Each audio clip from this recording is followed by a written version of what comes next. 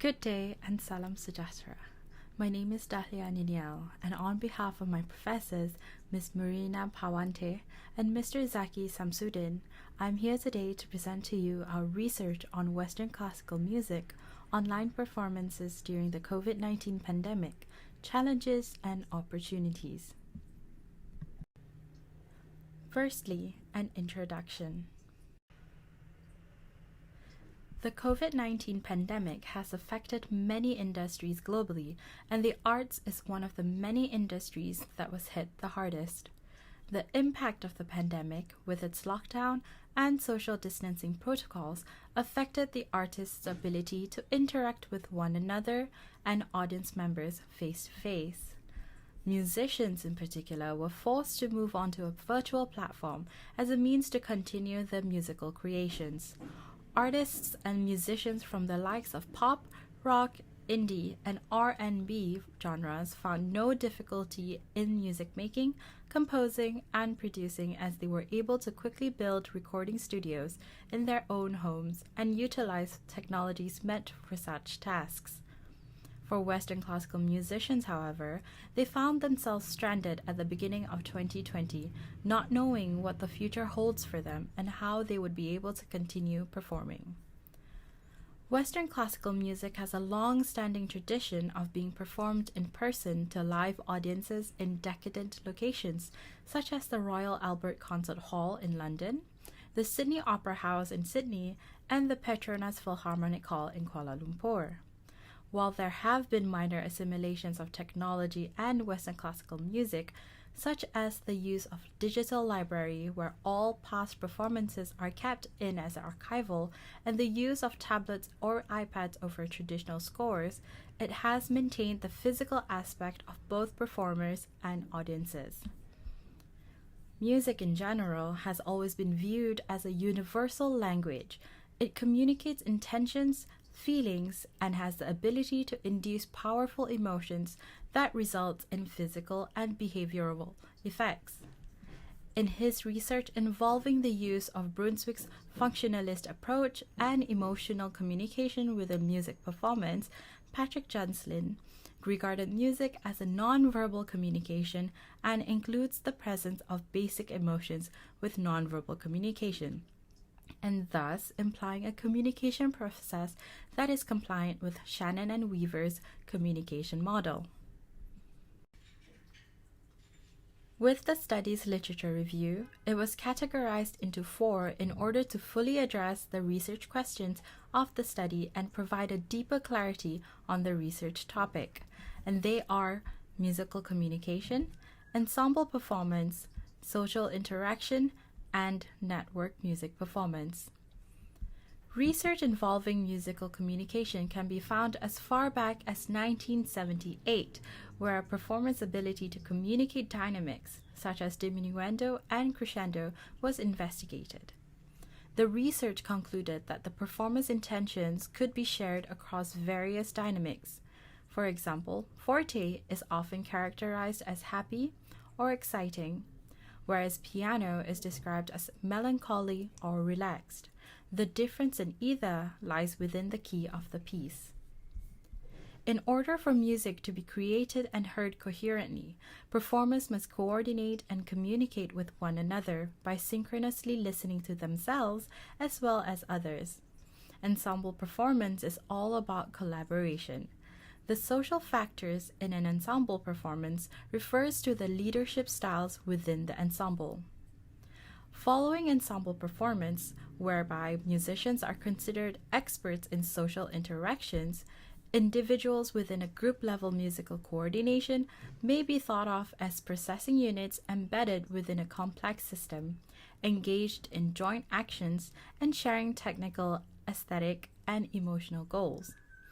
Lastly, it can be argued that technology and Western classical music has been long intertwined with one another in many ways. However, it is within the past 2 decades that the digital revolution had impacted the perception of time, space, knowledge, and sound, all factors that condition approaches to music. In other words, in order to talk about the interface between Western classical music and technology today, is to talk about the interface between Western classical music and the digital culture.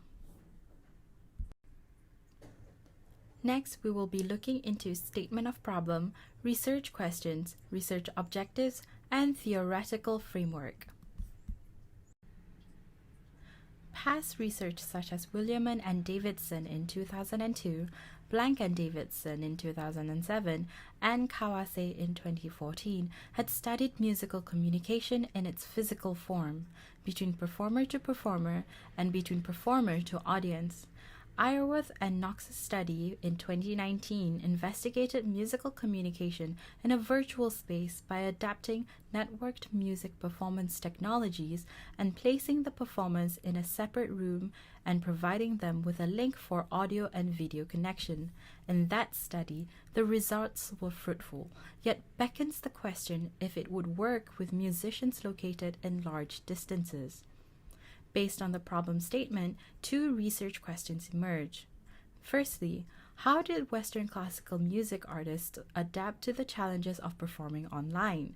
And secondly, what are the opportunities for Western classical music artists to promote online Western classical performance in the same manner as live performances? The objectives to this research is as such. Firstly, to investigate if Western classical music artists are able to adapt to the challenges, and secondly, to determine if at all there are opportunities for Western classical music artists to promote Western classical performance in the same manner as live performance.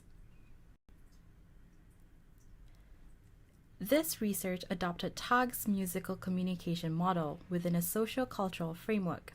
The framework itself takes elements from the following relevant theories: performance theory, musical communication theory, and semiotic theory, all of which culminates into the following diagram. Philip Tagg's framework suggests that communication occurs in a single direction, making it a one-way communication process, and the receiver does not entirely affect the message except by way of interpretation through the store of symbols and social-cultural norms. The store of symbols is part of the social-cultural norms as it contains all the social conventions of what constitute music in the relevant culture. Next, for the research methodology. The research method adopted in this study is that of a qualitative method consisting of in-depth interview sessions. This approach is believed to be most suitable for collecting data on verbal and non-verbal communication within Western classical music taking place on a virtual stage, as it provides an opportunity for a detailed investigation of each person's perspective, personal context, and a detailed coverage of the topic. A total of 7 individuals were recruited for the interview sessions. 2 individuals are a piano duo, and the remaining respondents are individual performers as well as composers. Respondents to this research consisted of both Malaysian and Singaporean nationalities and were selected for this research based on their experiences and standing in the Western classical music industry. This research, albeit done digitally, was conducted mainly in Malaysia. The use of Zoom was used in conducting the interview, and each interview session was recorded. Next, for the summary of findings. Most respondents expressed that having Western classical music online was a positive situation, and it acted as a means of sustaining the art form, particularly with the overall growth of the music industry and technology. Though the industry as a whole was thrown onto virtual stages and forced into performing online, it gave the performers an opportunity to extend their reach beyond physical limitations and introduce both the music and the musicians to a much larger audience member. Others viewed it as a silver lining to the global predicament. One respondent stated that it was not ideal to execute an online performance given the fact that good technology, such as a camera and internet, were not things that were readily available to some individuals. Therefore, some sacrifices were made in order to be able to perform online. All respondents agreed that the lack of interaction from audience members made performing feel different. One respondent stated that interaction with audience member does not mean a literal interaction whereby performer and audience have a conversation, but rather the presence of the audience member during the performance, and that itself affects the outcome of the performance as a whole, as some performers rely on the audience member for the feedback on the performance. Another respondent elaborated that as a performer, seeing the audience in person gives energy and motivation to perform in a certain way. Without the presence of the audience, it feels rather like a recording session for an audition, or at other times, simply a rehearsal. Despite the challenges of online performance, some respondents voiced that having an online performance gave the opportunity to create a digital archive of performances. One respondent elaborated on how the Berlin Philharmonic were among the first few orchestras in the world to create a digital archive of all their performances. Moreover, another respondent said that having an online performance provided marketing opportunities for when physical performances were allowed once more. Another respondent stated that they had taken the lockdown as an opportunity to explore and experiment with various streaming platforms such as Twitch, Instagram Live, and also YouTube Live. In conclusion, the global pandemic acted as a catapult for many industries that relied on physical spaces to adopt and use virtual spaces. The Western classical music industry was in a temporary turmoil filled with uncertainty of when musicians would be able to return to the physical performances. However, based on this research, it is clear that the Western classical music industry was able to retain and sustain its presence through the use of technology and online performances. The musicians were able to adapt themselves to the challenges of online performances by finding alternative methods and exploring beyond their safety nets.